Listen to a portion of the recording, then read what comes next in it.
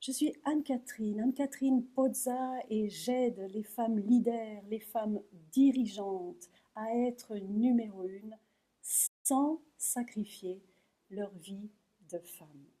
Et j'ai l'immense bonheur, l'immense honneur d'être à côté d'Edith Lassia, mentor des femmes d'affaires d'influence et rayonnante.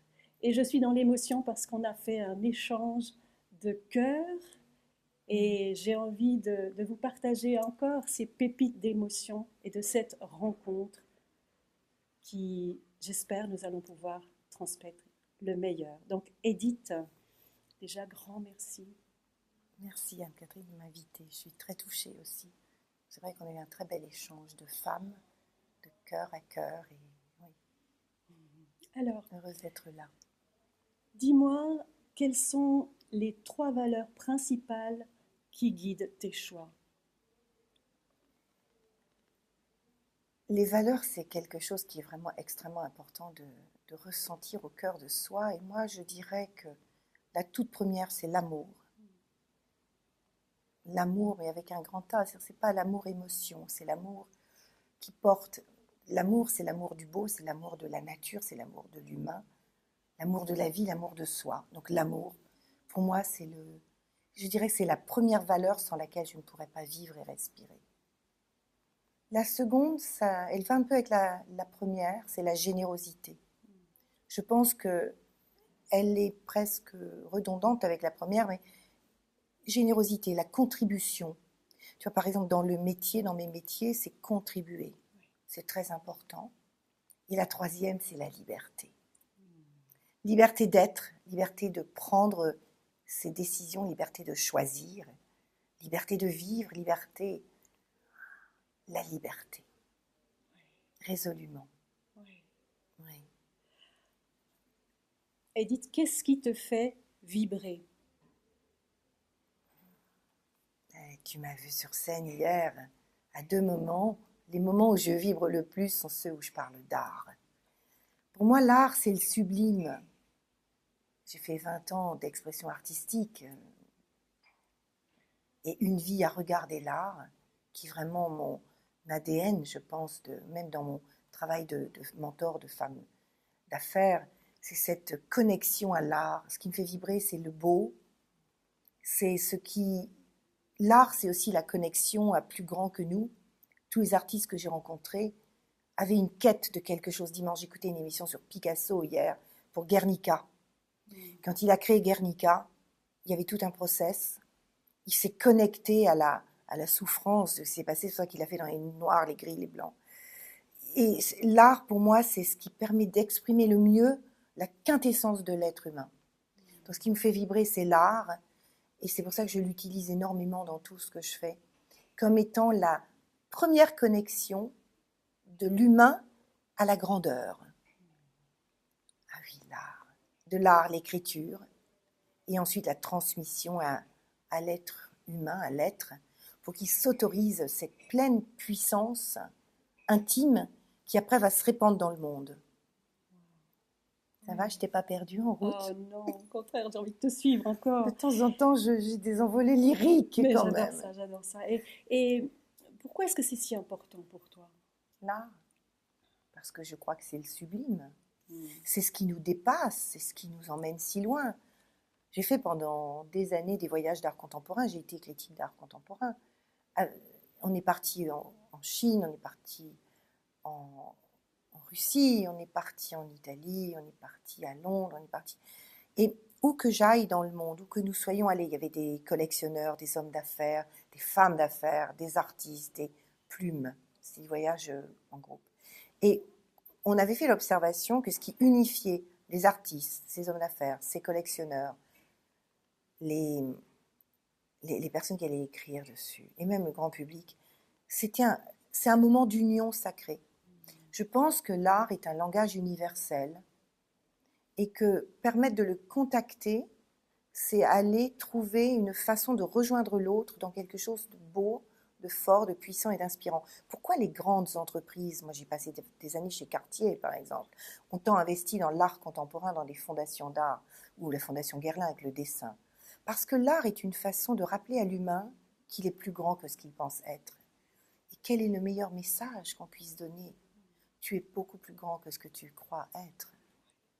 Et toutes ces fondations d'art traditionnels, classiques, contemporains, c'est ça qu'elles nous disent. Waouh, autorisez-vous même la dissonance en art contemporain, c'est ça. De temps en temps, on se dit, mais attends, ils se foutent de nous, quoi. Non, ils sont juste en train d'éveiller, regarder autrement, trouver cette liberté. C'est pour ça que j'adore l'art. Et c'est un messager, même dans le business, un messager extraordinaire. Dis-nous quel est le plus gros obstacle que rencontre, qui fait que les femmes dirigeantes, hein, les femmes leaders, n'arrivent pas à être 100% épanouies aujourd'hui? Je ne sais pas s'il y en a un, pour moi il y en a deux. Le premier, je l'ai vécu dans la première partie de ma vie. J'étais à l'époque chez Cartier, Yves Saint Laurent, et on me disait, tu sais pourquoi on t'a recruté, toi, parce que tu es un mec. Donc je pense que le premier, et ça je pense que ça parlera à beaucoup de femmes. Hier je parlais avec une ex-banquière qui me dit, j'ai toujours été très strike quand j'étais dans ce milieu-là pour en imposer. Le premier écueil, c'est que on gomme son féminin pour rentrer dans le monde, le mode masculin. Et ça a un effet secondaire, c'est qu'en perdant son féminin, on le perd aussi dans la vie de couple.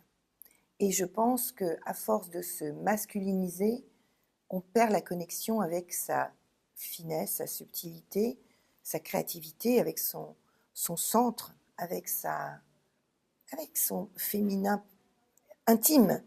Donc je pense que les deux obstacles viennent du fait qu'on a tendance à se caler dans un monde d'hommes, puisqu'il a été fortement créé par les hommes. C'est un monde quand même très masculin, très, je dirais, moins machiste maintenant, encore que dans certains milieux, ça l'est encore beaucoup.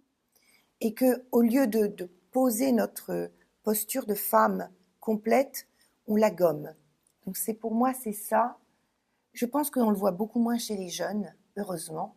Mais ma génération, notre génération, on a vraiment vécu ça. On a été quand même les premières à faire des études supérieures, à prendre des postes importants. Moi, quand j'étais à Subdeco, je rentrais à 17 ans, sortie à 21 ans. Donc il y a quand même un long moment. Il y avait très peu de femmes. Il y avait 10% de femmes à Subdeco. J'étais à Lille, moi je suis une ch'ti. Et la moitié, je ne plaisante pas, elle venait de là pour chercher un mari. Donc on vient de loin. Les droits des femmes, c'est récent. Le droit de vote, le droit d'avoir même un chéquier, c'est des années 30, je crois 36. On voit bien qu'on vient de loin et que les deux générations qui ont, celle de nos mères et la nôtre, ont préparé le terrain. Mais pour préparer ce terrain, je pense qu'on a gommé notre féminin. Et l'enjeu aujourd'hui, c'est d'avoir une posture qui est aussi bien féminine que masculine, c'est-à-dire d'avoir notre puissance de décision, puissance d'interaction qui peut s'ancrer dans le masculin. Je choisis, je décide, je suis compétente, légitime, c'est comme ça, tout en étant femme avec cette intuition, cette connexion, cette écoute subtile qui fait qu'on peut poser. Moi, j'ai toujours utilisé beaucoup dans mes métiers. Je crois que je suis allée si loin dans mes métiers dans le marketing, parce qu'à 28 ans, j'avais la moitié du monde à superviser pour Cartier quand même. C'est parce que, même si on me disait t'es un mec, en dedans, je me sentais femme et j'utilisais toute mon intuition, toute ma capacité de connexion. J'apprenais avec beaucoup plus d'humilité que les mecs, pour dire comme ça. J'étais vraiment dans quelque chose de... J'écoutais mon féminin, j'écoutais ma créativité. Même si en parade, je pouvais poser un masque. Mais si on oublie qu'on a ça en soi et on finit par l'éteindre, d'abord on est mal, on est malheureuse, on peut développer même des maladies. Il y a des burn-out au mieux et des cancers au pire. Hein. On en voit beaucoup, beaucoup, de plus en plus. Et je pense que c'est vraiment réintégrer notre équilibre. Oui. Magnifique. Oui. Je suis sérieuse quand je parle de ça, mais c'est vrai que c'est un Tellement enjeu. important, C'est un enjeu, c'est quelque chose. Je pense profondément que si Malraux disait que le 21e siècle sera spirituel ou ne sera point, je pense qu'il sera féminin, pas au sens où on balaye les hommes du tout. Exact. Je dis souvent, tu sais, moi, je suis féministe. Non, je ne suis pas féministe. Et sûrement pas contre les hommes. Ou alors tout contre. Oui, c'est vraiment ça. Oui. C'est pas du tout balayer le masculin. C'est réintégrer notre équilibre et apporter peut-être aux hommes l'autorisation à exprimer leur féminin. Alors qu'est-ce que c'est leur féminin? C'est déjà leur sensibilité, oser dire leurs émotions, oser dire ce qu'ils ressentent, oser parler d'eux. Parce qu'un homme qui montre sa vulnérabilité, je pense, sera un homme bien plus puissant. Parce que s'il est capable de la montrer, c'est qu'il est capable de la gérer. C'est pas se laisser emporter par la vulnérabilité, c'est capable de l'exprimer. Et moi, les patrons qui m'ont le plus inspiré sont ceux qui pouvaient l'exprimer. Un de ceux qui m'a le plus inspiré, c'est Jean-Louis Servan-Schreiber, qui était mon second patron dans ma vie professionnelle, qui faisait du yoga dans son bureau, qui était un homme exceptionnel. Et lui, il osait exprimer toute cette sensibilité. Et quel grand monsieur. Donc je crois profondément que c'est là où ça se joue, dans cette articulation entre messieurs, autorisez-vous un peu plus d'authenticité, de vulnérabilité, de qui vous êtes vraiment. Je dis souvent, connectez votre enfant intérieur, il a des choses à vous dire. Et vous pourrez être un grand homme avec ça. Et mesdames, n'oubliez pas votre féminin et posez des actes qui disent, c'est comme ça. Je choisis, je décide, je prends, je fais. Oui. Pourquoi as-tu choisi d'être mentor des femmes solaires? Pourquoi? D'abord, on m'a toujours dit que j'étais rayonnante, inclassable. Et je me suis dit, c'est bien qu'on me le dise, mais bon, moi, ça n'a pas beaucoup d'intérêt. Ça sert à quoi tout ça? Donc la vraie question que j'ai eue avec la vie que j'ai pu vivre, qui est quand même une vie de... Je dis souvent, j'ai 120 ans, je sais que ça ne se voit pas, mais j'ai fait quand même 20 ans de marketing, 20 ans d'art en tant qu'artiste, 20 ans d'auteur, donc critique d'art, et 30 ans de développement personnel. Et tout ça, c'est beaucoup pour une seule femme. Et donc, ce qui émanait, c'était ça. On me disait, t'es rayonnante, t'es quand même incroyable. Quand tu passes quelque part, je dis, oui, d'accord, ça c'est bien, mais j'ai envie d'entrer dans ma coquille quand on me dit ça. Ça n'a de sens, si tu reviens à mes valeurs, que s'il y a de l'amour et de la contribution. Donc pourquoi? Parce que je considère, mais c'est une vision peut-être un peu ésotérique, que si la vie m'a permettre de vivre tout ce que je vis, tout ce que j'ai vécu, tous ces cadeaux incroyables, d'expérimentation, de croissance personnelle, c'est pour quelque chose de plus grand que moi. Donc, où est-ce que ça peut le mieux se déployer, se déposer? Au cœur de ces femmes qui en ont envie, mais qui n'ont peut-être pas eu les mêmes occasions que moi. Donc, j'ai une fille de 25 ans, j'ai un fils de 30 ans, je vois comment ils fonctionnent, ces millennials, et je me dis, il y a vraiment une nécessité d'aider les femmes à oser prendre leur pleine puissance féminine dans un monde qui sera plus basé sur des recherches de valeur, d'authenticité, de contribution. Le monde en a profondément besoin aujourd'hui. On le voit sur tous les critères sont au rouge, hein. Écologie, éthique, financier. Donc, il y a un profond besoin de glisser vers des valeurs qui intègrent mieux ce qui se passe aujourd'hui et ce vers quoi on va dont on ne connaît rien. 80% des métiers de demain n'existent pas. Donc, ce n'est pas avec nos valeurs d'hier qu'on va pouvoir le construire. Donc, les femmes ont un vrai rôle à jouer. Et donc, j'ai compris que cette puissance féminine qui était la mienne, que j'ai de lignée, moi, je suis descendante de lignée d'amoureuses et de guerrières féminines, guerrières parce qu'elles ne lâchent rien, maman, ma grand-mère, et féminine parce que c'était des grandes amoureuses. Donc, si la vie m'a permis d'expérimenter tout ça et d'hériter de tout ça, ma contribution, c'est d'aider les femmes à le vivre. Donc, si vous n'avez pas votre génération derrière, comme moi je l'ai eu, qui vous a amené à cette notion de guerrière féminine, de lignée d'amoureuse, soyez la première de la lignée. Soyez celle qui va commencer. Ma grand-mère était la première de la lignée. Bon, moi, je suis la troisième, ok. Mais soyez la première. Soyez celle qui va s'autoriser à être dans sa pleine puissance. Et pourquoi les femmes d'affaires?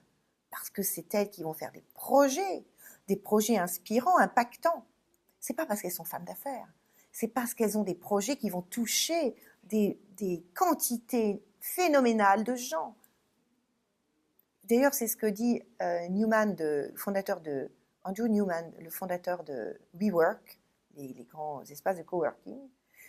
Il dit, n'entamez pas de projet si ce n'est pour avoir un impact phénoménal. Et pour que le phénomène se produise, je me suis dit, plutôt que toucher des femmes, comme je l'ai fait dans mes premiers blogs pour l'amoureuse, etc., j'ai touché 15 000 femmes. Si je touche les 200 femmes leaders, qui elles vont toucher des milliers, on va arriver à des millions. Donc moi, mon impact, je me suis dit, où est-ce que je peux avoir le plus d'impact aujourd'hui? C'est pas sur du grand public, c'est sur ces femmes qui vont être des décideuses et qui vont changer le monde. Parce que là, j'ai l'amour de la femme, l'amour de l'humain, j'ai la contribution, puis j'ai la liberté d'entreprendre, de faire, de... Waouh! Donc c'est ça, je pense, et presque j'en accouche avec toi, parce que tes questions m'amènent à réfléchir. C'est vraiment, je crois, ce profond désir de contribuer qui est le mien, dans l'amour, donc l'authenticité, et la liberté qui fait que, ben oui, je suis à ma place.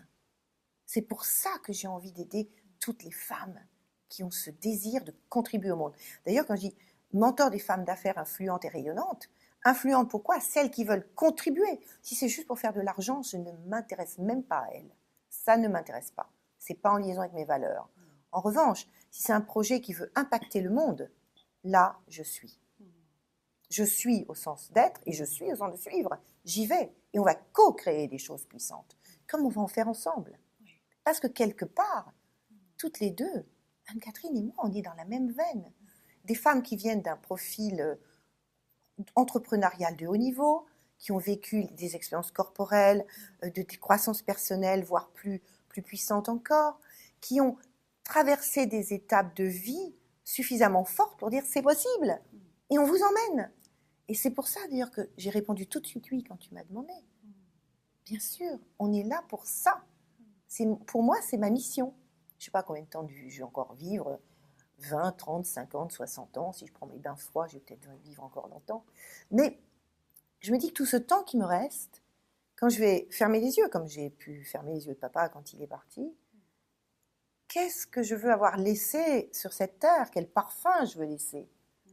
Un parfum d'aide, d'authenticité et de femme engagée qui a bougé les lignes. De qui on se souvient? De Marie Curie, de Simone Veil, de femmes qui ont marqué des territoires. Mère Teresa. Je pense que l'engagement, alors là, voilà une des valeurs que j'ajouterais, c'est le bonus ou la pépite. Le quatrième, c'est engagez-vous. Voilà. Tu me parlais tout à l'heure d'une pépite. Et bien c'est ça. Engagez-vous. Osez. Autorisez-vous à prendre une place forte. Et dans les deux sens du terme. La place forte, c'est un territoire difficile. Il faut aller conquérir. C'est la guerrière en nous qui va y aller. Mais allez-y avec votre puissance de femme, votre subtilité. Et la place forte, c'est la place que vous allez prendre vous-même. Vous allez devenir une place forte, au sens de quelqu'un d'impactant.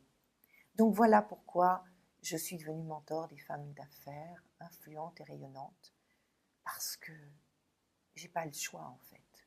Je suis là pour ça. Et je pense que tu n'as pas plus le choix que moi. On est là pour ça. Voilà. Pour être numéro une, peut-être en mot de la fin, l'art de rassembler, l'art de la guerre, quand l'art de la guerre rejoint l'art de l'amour, quand l'art de l'amour rejoint l'art de la guerre, qu'est-ce que tu as envie de dire pour clore ce moment et offrir le meilleur? Je dirais que l'amour, quand tu dis l'art de l'amour, l'art de la guerre, pour moi c'est la guerrière féminine, tout simplement. Et juste osez, autorisez-vous, sachez que vous êtes immense dedans, parce que vous avez à l'intérieur de vous, par votre être, votre âme et votre enfant intérieur, une puissance tellurique, une puissance immense qui va créer les événements, qui va créer les synchronicités, qui va créer les cadeaux qui font qu'à un moment, le chemin est pré-tracé. C'est comme des petites billes de lumière qui tracent votre futur. Captez les signes. Et si on vous a parlé au cœur et à l'âme et à votre intelligence concrète, allez-y, foncez. Magnifique. Merci. Merci Edith, quel bonheur. Merci à toi parce que cette interview m'a permis aussi d'accoucher de certaines choses que, oui, il y a avant et après.